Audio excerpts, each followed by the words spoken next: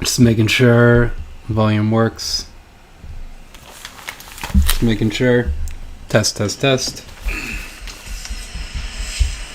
Cool.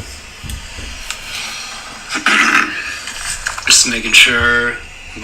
Alright, it works. Hey, what's up, everybody? It is that time of the week. It's Dorian's Mode, Wednesday evening at 7 p.m. Eastern Standard Time.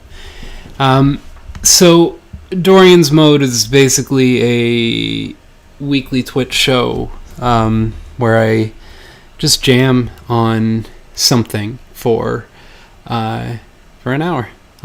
See, I'm a piano player, composer, all that shit. But anyways, for what's going on right now is Healing Sound of the People. And I've partnered with Rope-A-Dope to bring a series of online concerts, panels, in preparation for my upcoming album and simultaneous book release, Healing Sound of the People. Using the Eightfold Wheel of the Year of the Druidic tradition as a guide, I bring on different guests every episode just to discuss a specific topic while developing a musical vocabulary around various socialist and protest songs. We have done 3 episodes thus far and are continuing approximately every 6 weeks. So subscribe to Rope-A-Dope's YouTube channel to learn more. And of course, every Wednesday at 7 p.m. For this project, I'm streaming my practice sessions via Twitch, where I explore and develop the musical vocabulary for Healing Sound of the People album. I'm working through the material for each upcoming episode in a free and open manner, and getting to know each song's harmonic, melodic, rhythmic, and ideological framework on a deeper level. Approximately every 2 weeks, I'm adding, though I've had a bit of a moment not getting up on it, I am adding and working through new content covering the material for Healing Sound of the People book on my Substack. And thus far the music we've done is Hasta Siempre Comandante by Carlos Puebla, Beloved Comrade by Josh White, Which Side Are You On by Florence Reese, One Love by Bob Marley, The Partisan by Anna Marley, Once to Every Soul and Nation by James Russell Lowell and Thomas J. Williams. We introduced it last week, though we haven't done it in the sessions yet, is I've also added Long Violent History by Tyler Childers and Lord Is Coming by Her. And so tonight I'm really just going to play through the concert and just where it's at thus far. And yeah, we'll go from there. But beautiful. Thank you all for being here. And yeah.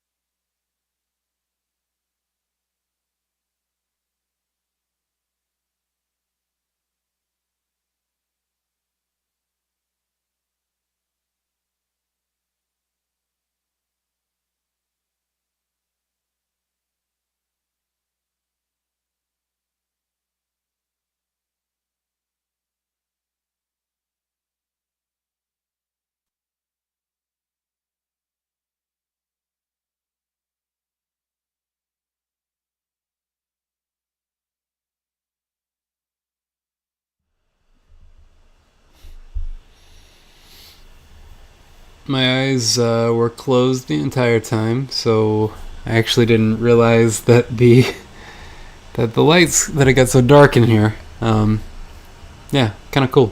I was pretty in the zone. So, yeah. Thank you all again for tuning in. I might do some random pop-ups. That's what I'm starting to do. Just, sometimes I come in and I'm just doing my normal, I'm gonna jam, and then I go, you know what, I'm gonna turn on the stream, and that's something I will do sometimes. But yeah, I guess this is a good opportunity, if any, to talk about some of the work I'm doing regarding the music therapy work. And yeah, it's I'm really deep into learning about the psychology of influence and the psychology of basically destructive or cultic groups. And I can tell you the sort of trajectory, how I got to this spot, just thinking about it, and why I'm interested.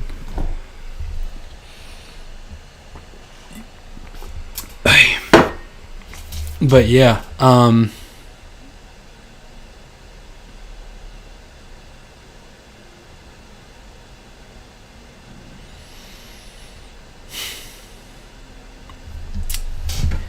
so, as many of you know, I'll just tell the transition of how my brain kind of developed into who I am today. But the very first kind of deconstruction of my reality and reshaping was when I realized I was no longer a Christian, and I went through this sort of atheist phase where it was there to, like, I almost treated it like a sterilizer. It was like, I gotta just wash all this off, and I gotta start on I just got to disintegrate it, and then I can rebuild. And that was a really important phase, because I started to really see the problems with the way that the church is structured. It's like, wow, there's a lot of systemic things that come from just the way it's designed. The way that there's sort of a leader who has a connection to some sort of higher knowledge than you do. And I don't consider my church a cult, like, at all, like beyond the amount that I consider any conservative religious person who's like moderate in their sort of religious intentions, but also very conservative with their social ideals. So I don't necessarily have, I don't consider it a cult, unless it's like, well, yeah, I do consider it a cult. It's just really big, and I don't really know how to function through that. But anyways, so realized I wasn't a Christian, went through an atheist phase to clean it off, and started to discover things. It's like, I gotta become more fluent in science, because I've been an artist for my whole life, and I've never really considered that there is knowledge that I can understand or compute. And so I just started really learning how to understand how to read science and all of that. And that led to digging into philosophy, philosophical spaces, both in the I'll call them like mentalizing or mental space philosophy. I'm not a philosopher, so I'm probably getting this shit not right. But the way I just thought it through was I was sort of like studying the existential thought and like Stoicism, and just really digging into that world and humanism, and was also digging into the more contemplative practices, Vipassana and Taoism, just kind of exploring them all, checking them all out. And then the murder of Michael Brown happened, and at that point in time had been in the military for a few years, and Michael Brown had been murdered. And from my perspective, it was just such a cut and dry case. It was like, y'all, like, you've got authority, you've got the power. I'm talking to the cops, like, but it was like, y'all had the authority and the power and the training, and you shot this man 6 times in the back of the head. Like, that doesn't sit right. Like, I'm sure there could have been a fight or a struggle or anything, but there's something about, like, it's like, you shot the dude while he was fucking running. That doesn't sit right. But then it's like, you shot him 6 times? So yeah, it really didn't sit well. It was like, that's some fucking rage and, like, undisciplined shit. And it was so obvious from my perspective that this was, like, whatever Michael Brown did, unless he was, like, an at-large serial killer or mass terrorist or something like that, there's just no reason to shoot someone in the back of the head 6 times unless they are a societal, clear and present danger. I don't think most people ever get to that point. And so, but it was just shocking to see how people responded in my family circle.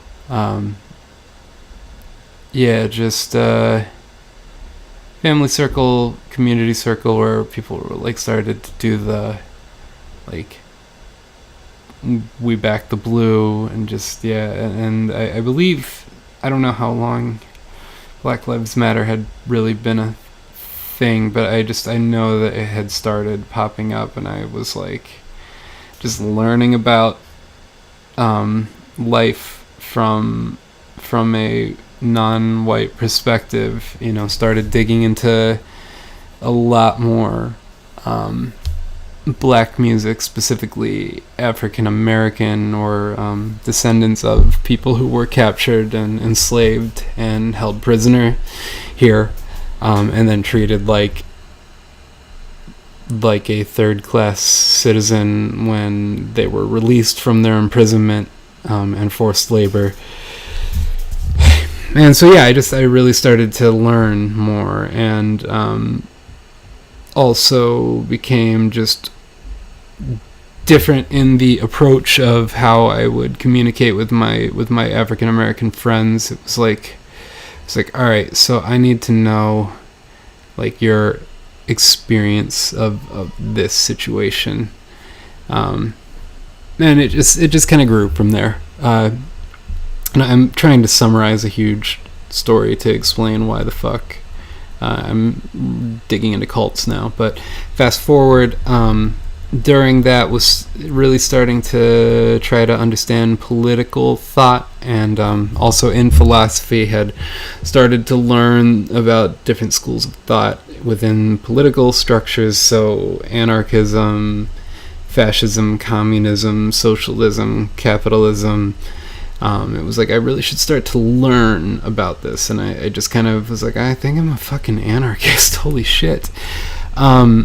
Which I also don't consider myself a full-fledged anarchist to this day, just like I don't consider myself a full-fledged atheist to this day.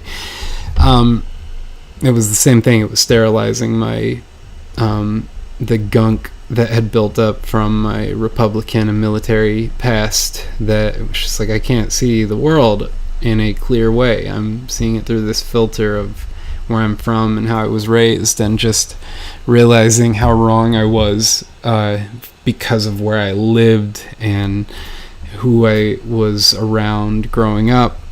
I just didn't even know that black people were treated the way they have been. Like, I knew bits. I knew that, like, of course racism was bad, it's horrible, but started to really be like, oh my god, like, what would I have been doing? Like, if I was in the 1950s, United States America, as a white man, what would I be doing? Like, would I be one of those fucking people that you see in the pictures, like, you know, cursing out black folks? Like, would I just be sitting back and being like, I mean, I wish people didn't treat them that way, but, you know, like, othering still. And it just so in that, I was going through an anarchist phase as well, and then the sort of simultaneous rise of Bernie Sanders and Donald Trump started to emerge, and I actually didn't I didn't even want to support any politicians. I had like quit voting at that point. Well, no, sorry. God, this is a horrible voting record. My first election I ever voted for, I voted for George W. Bush. The second election, I voted for... I think Ralph Nader. Yeah. And then the next time I voted for Ron Paul, which I am very ashamed of at this point. That, I mean, they get you with the libertarian ideas, and it's like, yeah, I agree, war is a bad thing. Like, yeah, we should live and let live. But then, you know, you find out he's got fucking ties to white nationalism, and I had no idea. So it's dark stuff. But anyways, Bernie Sanders and Donald Trump started to rise up, and Trump just came off as a complete fascist. It was like, that dude's a fascist. He's very belligerent with his way of presenting himself, the way he communicates. It's just very clearly a man who's not well, not safe. And it just, I didn't know enough about fascism at that point in time. I knew some things. Like, it's that kind of, like, you trust your gut. It's like, that dude's a fucking fascist. Like, I'm not gonna buy into the, like...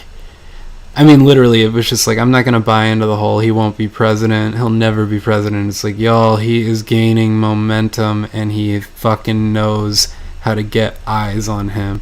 It's like, it doesn't matter.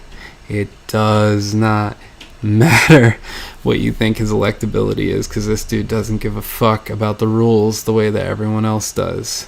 Which, by the way, fast forward, I think Kanye West has a similar energy, a little different. Sorry, EA, I'm trying to be respectful, even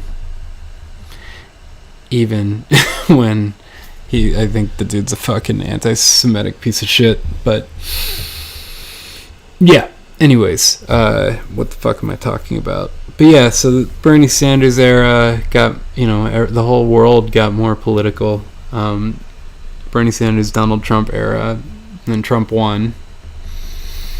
And that was not a good day.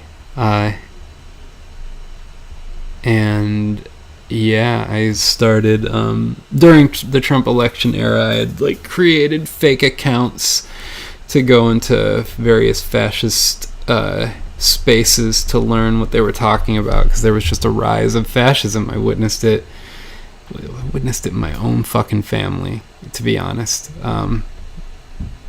Where you just see people, it's like, whoa, the way you are speaking about undocumented immigrants is very troubling. And they're like, the way you're speaking about Muslims or trans people this is troubling. Like, at that point in time, it's like, I don't know any Muslims. I don't know anybody who practices Islam, but I know that what you're saying is fucking bigoted, and there's that dude gaining momentum and power. So, like, doesn't matter who I know or I don't know. It's like, I know the fucking warning signs. So, yeah. Trying to get to the point. but it's just kind of nice. It's kind of cathartic to talk this out weirdly, even if it's just for me. But yeah. So Mr. Trump becomes president. Fascists become very comfortable being out in the open. And it was like at that point I had this kind of psychological shift where it was like, all right, like this is a real danger. Like these are really dangerous people, and there's got to be a way to stop them in a productive way, and like just keep tabs on them and just like learn what the fuck they're actually thinking, because there's just something very off-putting about like Richard Spencer. I remember he's the fucking alt-right guy, but I remember I heard his name once, and then like somebody mentioned him on like a show as just being this like young millennial white nationalist, and it was like it hit me in a particular way. It's like, I'm a fucking millennial. There shouldn't be any white power activists. Like I'm not saying, like, there are obviously racist people, and the structure itself is incredibly racist. It's a white supremacist culture, but to be a white power activist and to be young was very it was like what the fuck. And so, you know, part of the thought process was, it was like, I know how to talk to these people. I'm from that kind of place. You know, I'm from Ohio, and in a kind of it's like a factory suburb. Hoover Company used to be there. So it's nice, but it's like lower middle class. Yeah, and you know, my family, we were lower middle class. Like, we were always on the verge of going to the full poverty space, but we never quite got there. Anyways, it's just like, I know how to talk to people from that world, and I'm also a white male, and I'm straight, and I'm cisgender, so it was like, alright, like, I'm one of these folks, like, I know how to communicate with them, I just gotta figure out what the fuck they're actually all about. I also want to recognize them. It's like, I don't know, like, if Andrew Anglin walked past me on the street, I want to know who the fuck that is. So I just got really into learning as much as I could and reading about them and studying them, and they're just, you know, some monstrous people. But it was important, because it was like, I gotta see how to find preventative measures to make sure people don't get into this. But also, there are people in it, and what do we fucking do about that? Like, how do we get them out of it? Is it worth trying to get people out? What's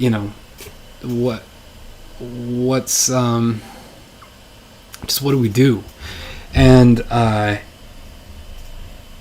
yeah, so just learned a lot about fascism in a pretty disturbing way. I even have a couple of books about fascism. Probably the best one is the Robert O. Paxton, The Anatomy of Fascism. That is a great book, just to understand the history of fascism. The other one is Blood on My Eye by George Jackson. Just because that's a pretty great way to understand fascism as a process, and not just a historical moment with specific people. Because one thing about fascism is we think it's kind of as a, there's this whole, don't use fascism as an insult, and it's like, okay, I get it. Like, it's like, I'm not, so I just wanted to make sure I was using the word properly, that I wasn't just calling a fascist, I wasn't just calling a person I disagreed with a fascist. It's like, I gotta find out, like, what is a fascist? And so just spent horrible amounts of time in these fascist spaces, and just really learned what they're all about, and they're just honestly they're just sad people with depression and trauma and a lot of insecurity, but oftentimes the thought leaders seem to have some kind of personality disorder. Also during this time I had gone back to school for music therapy because it just seemed like a valid thing to do. I don't know, that's a whole separate story, but I don't want to get into that, the reason why I went to it. But anyways, just learned as much about fascism as possible. Really applied an anti-fascist sort of philosophical view, and I don't know, it's like, I know there's this whole thing with Antifa in the United States, where people hear that word and they get this like, what is that? And it's like, I get it, like there are folks that do things that I wish they had done, but it's like there's also empathy where it's like, but I understand like I understand why they want to respond this way. It's not the way that I would handle it, but maybe that's not my job. And it's complicated when things are getting very desperate. You got to think about what you do, how you're going to do it, what the consequences are. And from my perspective, a lot of the people who have been identified as like Antifa, there's some questionable things out there on who's identified and all how they identify and all those things. But really the only reason I'm getting to that is the way I perceived my anti-fascist action was to be an educator to people, that it's like, all right, like Donald Trump is a fascist. Like I'm not saying that because I disagree with the guy. It's like he is a fascist, and people that vote for him, it's like when you realize it's like all things, it's a continuum, it's a spectrum, it can shift back and forth, but it's like, I don't think that everybody who supported Benito Mussolini was like a member of the fascist party, and like schooled ideological fascists, but they supported it enough to vote for him. Same thing happened with Franco or Pinochet or just any of the fucking fascists. But then there's other fascists like is it Eli Mosley, or is it I'm kind of glad I'm forgetting some of their names. Dude with the last name Mosley in England was a fascist who was trying to do the Hitler Mussolini thing in England and did not succeed, thank fucking God. But like, is he a fascist or is he not a fascist? Because he didn't gain power. Like when do you officially become a fascist? Like, how ideologically aware do you have to be? That's like one thing I actually really appreciated about George Jackson's book, is he speaks about how fascism can exist in different communities, even in the same occupying space. In that, if you were a Jewish person in Poland in the mid 1930s, it was very apparent how dangerous the Nazis were. Whereas if you were not a Jewish person, and specifically of Germanic descent, it was like, this is great. This is a great system. But it's obviously very destructive for another group of people. And so George Jackson brought up the point that in the United States, that if you are a poverty class African American, you live in a fascist state. You were brought here in chains. Your ancestors were brought here in chains against their will.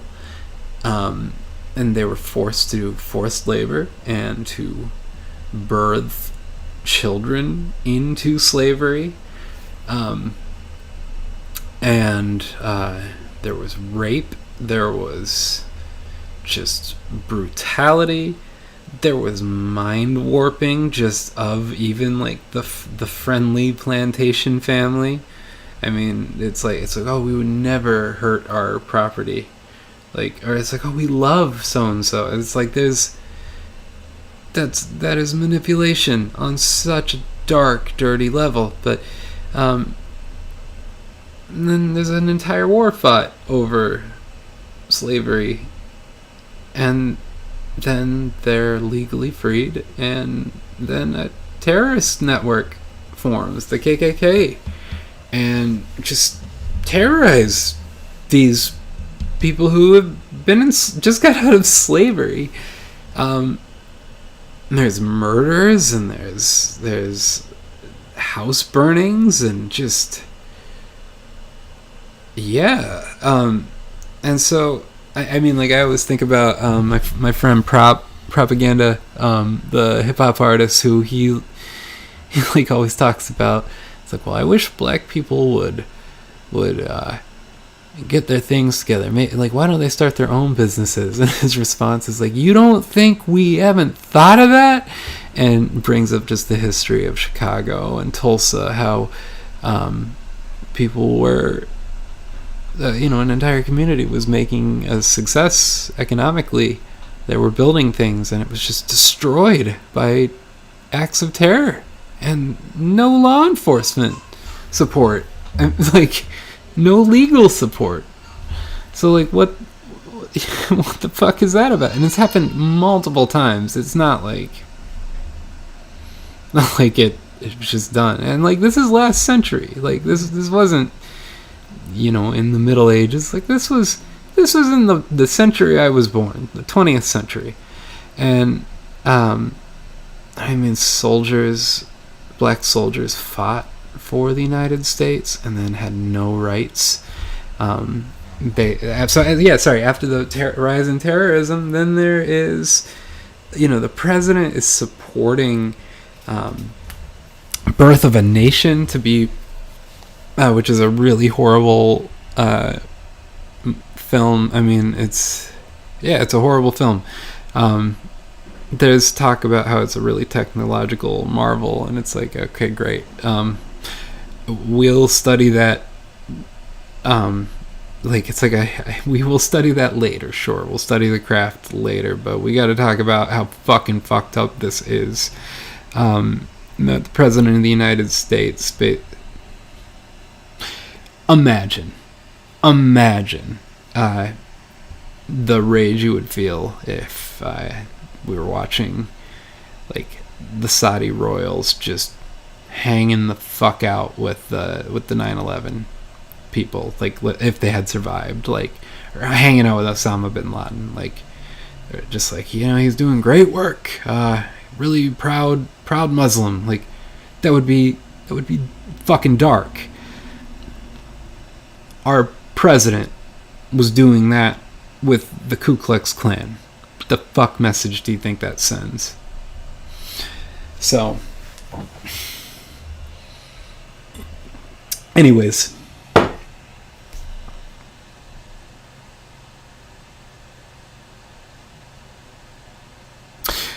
so that political phase got to understand just the world and how it kind of navigate that, and got more involved in various social groups, and also started to learn about the psychology of fascism and how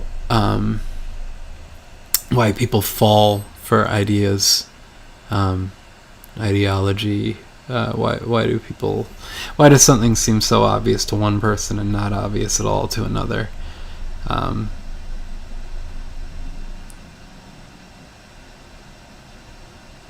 Yeah. I don't know. Did I complete the thought about George Jackson? Basically, he was saying that if you were a poor African American person, you live in a fascist state already. You have forever. You didn't have rights. Still don't. State can kill you, and it's a controversy where people side with the state. It's fascism. It's just fucking fascism. So I was just learning about how the brain works and why people are drawn to these movements, and just learned that that hate groups are just a cult. They're another form of a cult. There's religious cults, there's political cults, there's multi-level marketing cults, there's psychology, like self-improvement, self-help cults. And it was like, oh fuck, like I've been focusing, like originally my critique of the world was based on the spiritual practices, like religion itself. It's like that's fucking fucked up. But then like learn that it's like, no, there are some religious people who are pretty amazing. So I don't know if I can just blame religion for all the woes of the world. And then because I'm not. There are a lot of Christian fascists in this country, and there's a huge rise right now with the whole Christian nationalism bullshit. But the whole point is that the religious folks did not, as an entirety, cause the harm that I was witnessing in 2015. It was politics. It wasn't religion. That impacted it, had a greater impact on damage and destruction. And so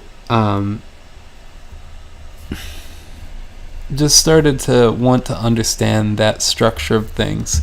Fast forward, got a job at Rikers Island, began to meet a lot of people who had allegedly committed horrible acts or criminal acts. And in that space, like really, like I met one person that I would consider like a legit psychopath, or probably a psychopath, to be honest, because he was very calculated, and just got a vibe from him where it was like, I don't trust that man one bit. But got to know him because he was in jail, and I was there to do music therapy with him, and he was good talker, really interesting thinker a lot of ways, minus the fact that he had literally just killed someone to steal their bike. Just like, I want that bike, I'll kill that person to get their bike. That's what he did. And just didn't seem to care. He was like, yeah, it happened, I was just like, okay. But yeah, so met, somebody with a very noticeable personality disorder, but also really started to meet the human beings. Like, I met a couple of neo-Nazis, I met a lot of gangsters, people involved in organized crime. Just met a lot of people who had done armed robbery or muggings, and just you start to like meet these folks, and it's like, okay. And it kind of understanding the structures of things and the way that ideology really can impact. It's like, well, what is this? And but also like experienced like with the, what are they called, the intellectual dark web. Like, I was part of that whole atheist fucking community. A lot of those people, went into this like classical liberal,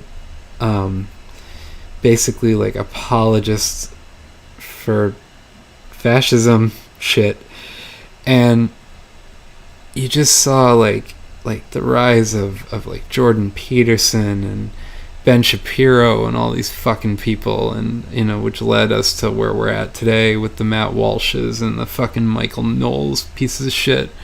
But it's, yeah, like you just start to learn it's just so much more complicated, and it's like these the intellectual dark web, like the way that a lot of those folks introduce themselves, like Brett Weinstein or Sam Harris or uh, any of them, Dave Rubin, it's like, we're here to examine truth. We're looking for truth, and we're willing to say controversial things just to get to the bottom of truth. And it's like, y'all do not give a fuck about truth, because you're like, I mean, they do to a certain extent, but there was just so many obvious blind spots. Like Sam Harris brought on Charles Murray on his fucking podcast, and it's like, I had read a lot of Sam Harris and watched his videos during, he was a really important figure for a lot of formulating a lot of my ideas, and it's very annoying actually to admit that at this point. But yeah, like, he kind of got me to analyze the world in like a different way. Like, he introduced meditation, his books. Like, it's like, okay, cool. Yeah, Alex Jones too had that impact. It was like, yeah, I like that he's an independent person, like making his own content, like calling out everybody. He's a liar, which I know now. But it's just, yeah, it was like, I don't think I ever fell into the alt-right shit. Like, I was very left-wing at that point, but just witnessing people who I'd kind of considered like either interesting libertarian thinkers like Alex Jones, or free thinkers like free-thinking liberals like Sam Harris, and it's just like, you just watched who they were really hanging out with and who they're really associating with and what they're really saying. Like, Sam Harris casually doing a thought experiment to just commit mass genocide on a Muslim country to keep terrorists out from coming out. Like, it's like, that's in his book and The End of Faith, and I had never like caught it. Like, I'd read it, but I didn't understand like what a thought experiment was at that point in time. And it's like, bro, did you just like set up a scenario where we imagined justifying a mass bombing of people because there might be some bad folks in there? What? Like, imagine that. Like, there is a Nazi that lives on my block or something like that, and just some other country fucking bombs my entire neighborhood just because this Nazi, who I have no connection with, didn't even know lived there. It's just, it's so fucked up. And yeah, that's like, I just started to like reprocess. It was like, oh my god, like, these fucking weirdo, like, these weirdos, like, and they're not, well, Alex Jones is far right as hell. Like, it's like, now that I know who he is, it's like, the guy's an anti-Semite. Like, we know where he gets his sources from now. We know what he believes, from what he says when he's on camera and pushing his just propaganda, conspiracy shit. But also, we know that when he's under oath, doesn't believe all of that. We just saw that with Tucker Carlson. Fucking moron. I'm trying not to use these words, I'm sorry. Fucking weird man. It's like, yeah, you've been lying on air for years, and like, you finally got held accountable for saying lies. Like, you had actual impact on people's lives by lying to them every day you're on the air. And it's like, yeah, there's consequences, and of course, once there's fucking consequences and it hits the money, all of a sudden it's like, oh yeah, this dude's a liability. But yeah, just, I'm getting off track so much, but I'm really finding this cathartic for myself. Yeah, what the fuck am I saying? God damn it, lost my train of thought. But just to realize that it's like, alright, so cults, mind control, this is, it's a continuum. It's like, was the New Atheist movement kind of cultic in the way that they perceive the world? Meaning that, yes, they are criticizing religion, and yes, they are promoting science, but they're also very bad judgment, use very bad judgment when promoting political ideas or promoting thoughts that it's like, y'all, this is just as destructive as the religion that you are criticizing. And then also to just really start to understand that it's like, okay, like, in actuality, it's like, yeah, do I find Islam to be problematic? Fuck yeah, I do. Do I find Christianity to be problematic? It's like, fuck yes, I do. Like, absolutely, there are some very problematic things in both of those spaces, Judaism, any of it. But you just start to, like, it was like, wait, so all right, y'all are saying like Islam is the motherlode of ideas, or it's like Islam, it's like it's in the text to be violent, and look at what happens in Muslim-controlled countries and how they're treated, like how they treat their women and everything. And I mean, it's true, like, to some extent. Like, Iran is horrible to their women. Saudi Arabia is fucking horrible to anyone who criticizes the doctrine of their particular way of organizing their religious ideas. But if Islam was really as dangerous as they're saying it is, and it's the third largest religion in the world, wouldn't they have won at this point? Like, wouldn't every Muslim I see just be ready to die? And it's like, oh, okay, so there's like human beings that exist on a continuum, and the majority of people of Islam not like this. In fact, there are some fucking progressives who, like, you know, there are gay people, LGBTQ Muslims, there are just very progressive folks who their religious faith is Islam. And it was like, oh shit, it's literally like Christianity, and the people at the top of the fundamentalist space, like the dogmatic folks, it's like they're the dangerous ones. But yet we've gone and demonized an entire group of people, gone to war with multiple countries with that as the justification. Like Saddam Hussein, I don't think he was religious. He may have been Muslim, like, to a certain extent, but he wasn't a religious man, really. Like, that war was a secular war, but it was presented as a religious war. It's about money. It's about money and power, and access. Power and access more than anything, but yeah, money, power, and access. It's like the majority of the fucking people who bombed, or who, you know, did 9/11, they were from Saudi Arabia. There were no one involved in 9/11 was from Iraq. Like what the fuck are we going to war with them for? And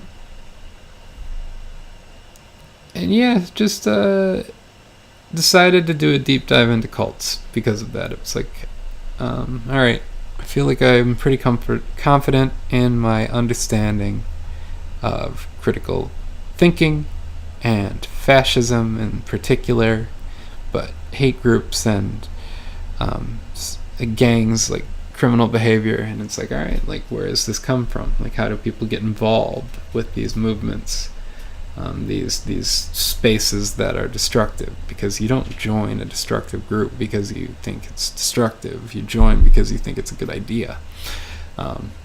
Gangs, they offer protection, like the street gangs. That is one of the ends. Everybody does it. It's like, it's cool. It's a safe space. You can be who you are. You got protection. You got money. You got friends. You got everything.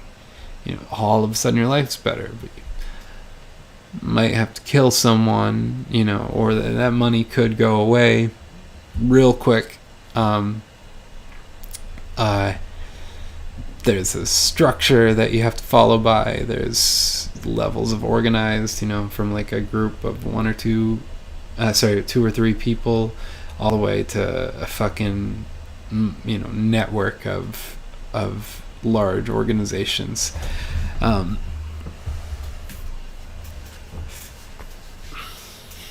just saying this to explain why I'm really into cults right this moment. Oh, sorry. The reason I was bringing up the IDW, the intellectual dark web, is a lot of the original thinkers were folks that were basically saying they were liberals, which is different than leftists if you're not aware. Like, a liberal is a pro-capitalist ideology, a socialist is a anti-capitalist ideology, and then even in those spheres it gets muddied.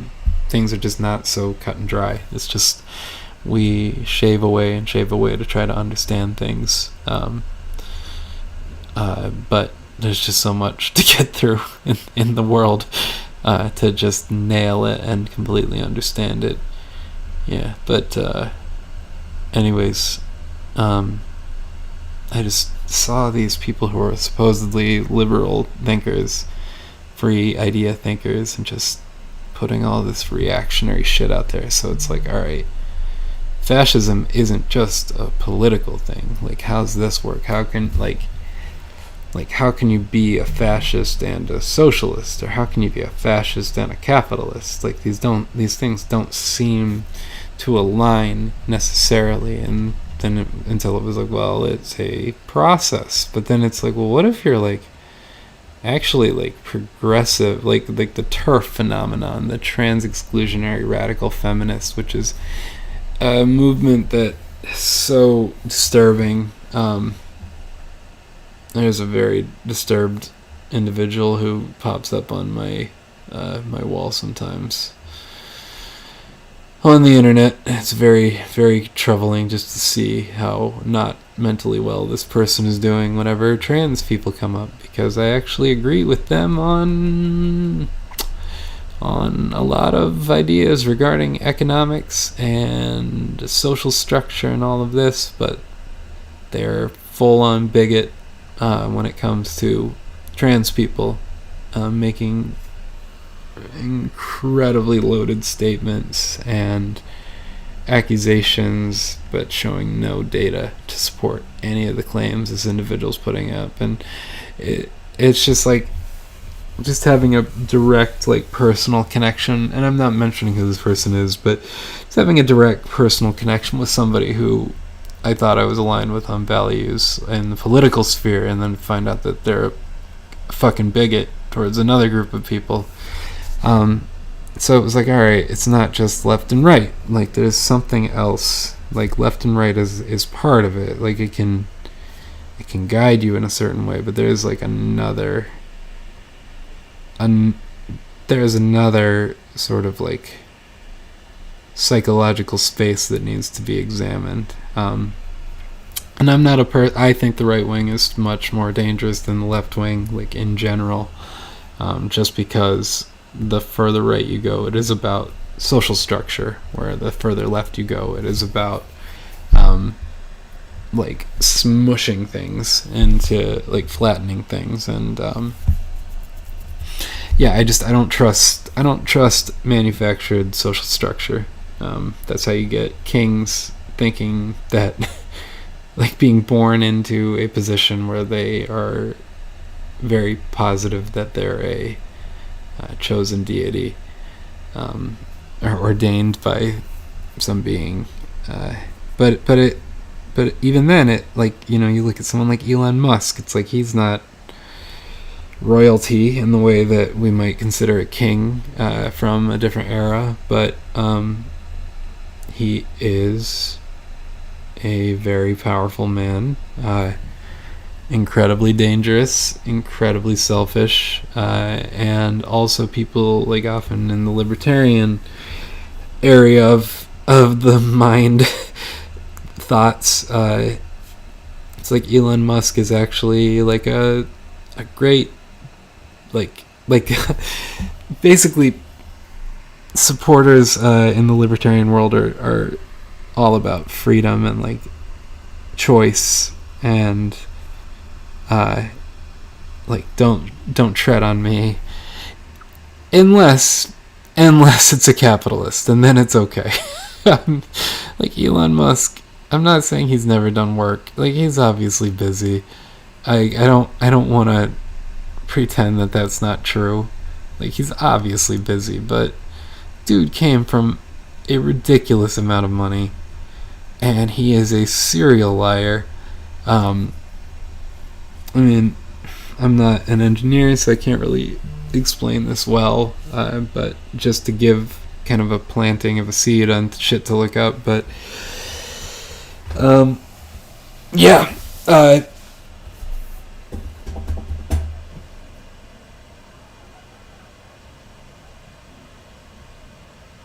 damn it, I'm literally losing my thoughts like every like 40 minutes. I'm like, I trail. Why was I planting a seed?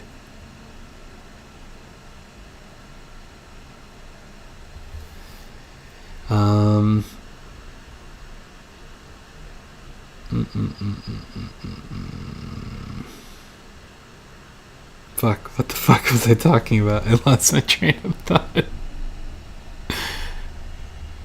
I wonder if I can go back on the stream. Is it possible to rewind the stream? Doesn't seem like I can. At least not at this moment. Alright, if I remember it, I'll remember it.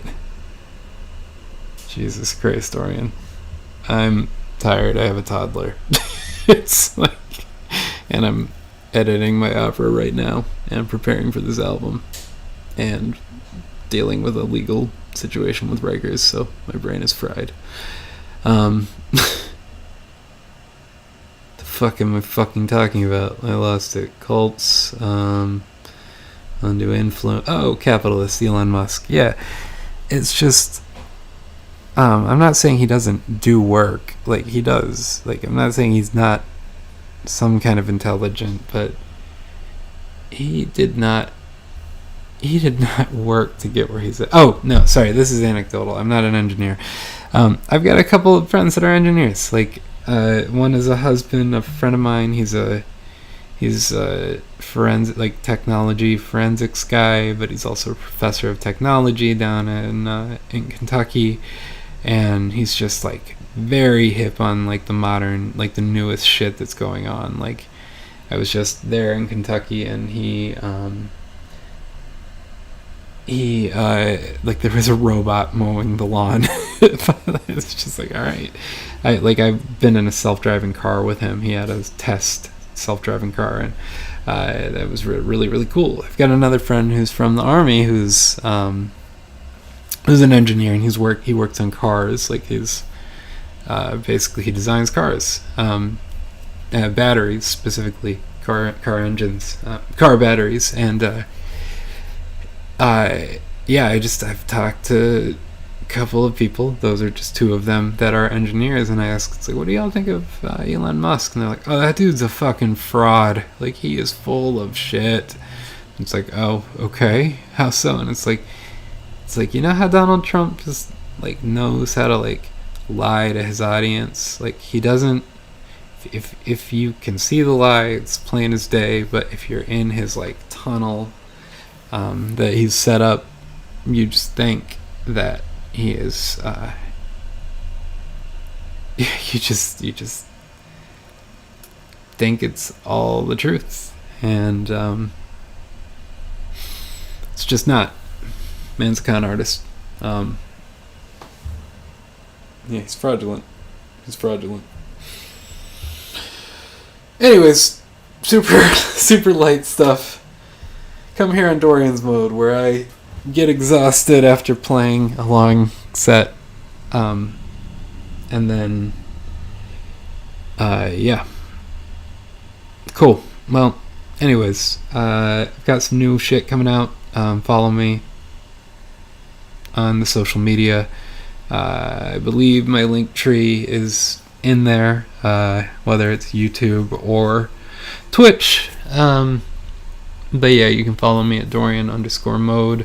I also work with my partner and colleague, DeMarisa Steely, where we do an organization called Maderi Music, which is really an education-based learning center for liberation music therapy. And Yeah, and then I'm working on this album. Also, just had my cello concerto recorded by Nicholas Finch and the Nulu Chamber Ensemble. And that's going to be coming out on an album. I'm really, really excited. It's they did a really great job with my composition Manusa, which is Bengali for human. It's about these secular activists who were slaughtered by radical extremist religious dogmatic thinkers. This dogmatic authoritarian people, members of a cult, basically. And yeah, trying to learn about cults. And that'll somehow filter also into my creative music. I'm not sure how yet, but it will. Anyways, with all that, follow me on my shit. Go to Dorian's Mode. To follow the socials. And yeah, I think that's it. Peace.